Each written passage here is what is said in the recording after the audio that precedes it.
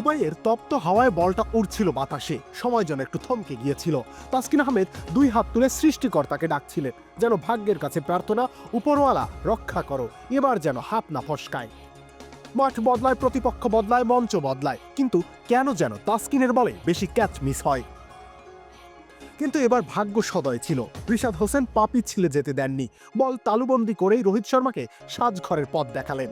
তাসকিনের মুখে তখন একরাশ স্বস্তি, যেন অনেক দিনের একটা অভিশাপ কাটল। তবে ভাগ্যের সামান্য তারতম্য হলেই গল্পটা অন্যরকম হতে পারত। রোহিত শর্মার ব্যাট বলের সাথে ঠিকমতো সংযোগ ঘটাতে পারলে হয়তো বাউন্ডারির বাইরে গিয়েই থামত, কিন্তু সেটি হয়নি। তবে আউট হওয়ার আগে ভারতীয় অধিনায়ক তার কাজটা ঠিকই সেরে গেছেন।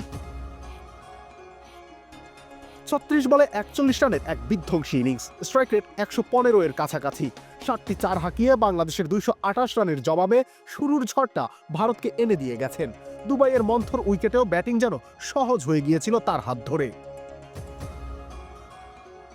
ওপেনিংয়ে নেমে এই দায়িত্বই তো এখন পালন করেন রোহিত শর্মা। বড় ইনিংস নয়, দলের জন্য বড় সূচনা এনে দেওয়া, এটাই তার প্লেইং রোল। এভাবেই তো তিনি ভারতকে দুইটা আইসিসি ইভেন্টের ফাইনালে তুলেছেন, দুটো ভিন্ন ফরম্যাটে। একটিতে জিতিয়েছেনও। ভারতকে এগিয়ে দেওয়ার কাজটা করেই তিনি বিদায় নিলেন, রেখে গেলেন এক ঝাঁক শটের স্মৃতি আর ক্যারিয়ারের আরেকটা মাইলফলক, ১১,০০০ রানের ক্লাবে নাম লিখিয়ে। রবিউল ইসলাম রনি, খেলা ৭১।